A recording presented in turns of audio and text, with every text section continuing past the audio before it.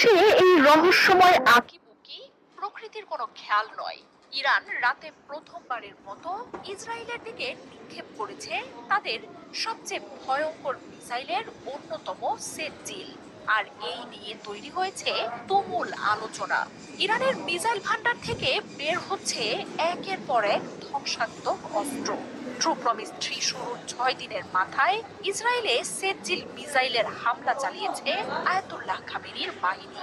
আকাশ সীমায় প্রবেশের পরই ইসরায়েল জুড়ে বাজতে থাকে সাইরেন। আকাশ আলোকিত করে ছুটে আসা এই মিসাইল মুহূর্তেই আছড়ে পড়ে ইসরায়েলের মাটিতে। সেজ্জিলের পর আরেক রহস্যময় মিসাইল খোররম শহরকেও ইসরায়েলে হামলার জন্য প্রস্তুত করতে শুরু করেছে ইরান। বুধবার ইসরায়েল জুড়ে কয়েক দফায় মিসাইল ছোড়ে আইআরজিসি। এই দিনে প্রথমবারের মতো ইসরায়েলে মধ্যম পাল্লার ব্যালিস্টিক মিসাইল সেজ্জিল ছোড়ার কথা নিশ্চিত করেছে বাহিনীটি। ইসরায়েলের সামরিক স্থাপনাগুলোকে লক্ষ্য করে অন্তত 3টি মিসাইল ছুড়েছে আয়াতুল্লাহ খামেনির বাহিনী। অপ্রতিরোধ্য এই মিসাইলের হামলায় ইসরায়েলের আকাশ প্রতিরক্ষা ব্যবস্থা পুরোপুরি অকার্যকর এখন, এমনটাই জানিয়েছে বিপ্লবী গার্ড বাহিনী। কোনো বাধা ছাড়াই দখলদার দেশটিতে এখন ইরান মিসাইল আঘাত হানবে বলেও বার্তা দিয়েছে বাহিনীটি।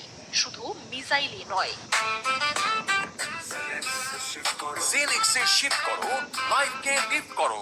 হামলার তীব্রতা বাড়াতে এবার ব্যাপক ড্রোন আক্রমণের হুঁশিয়ারিও দিয়েছে ইরানের সেনারা। আইআরজিসি বলছে ইসরায়েল জুড়ে সাইরেনের শব্দ যেন এক মুহূর্তের জন্য বন্ধ না হয়, এমন হামলাই চালানো হবে নেতানিয়াহুর দেশটিতে। 2 স্তরের মিডিয়াম রেঞ্জ ব্যালিস্টিক মিসাইল সেজ্জিলের পাল্লা 2000 কিলোমিটার।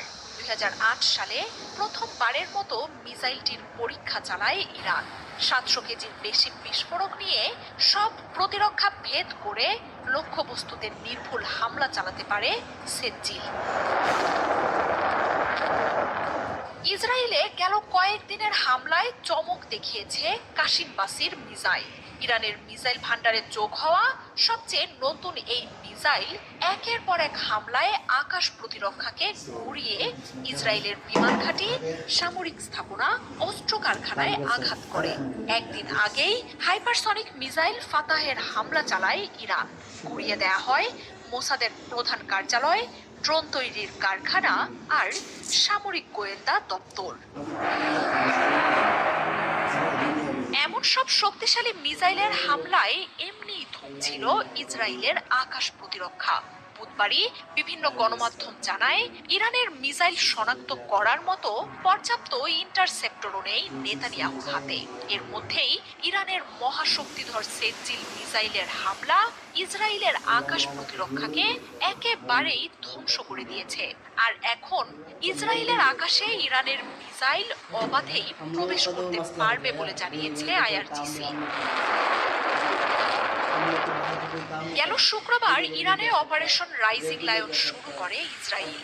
জবাবে অপারেশন ট্রু প্রমিস 3-র মধ্য দিয়ে ইসরায়েল জুড়ে শত শত মিসাইলের হামলা শুরু করে।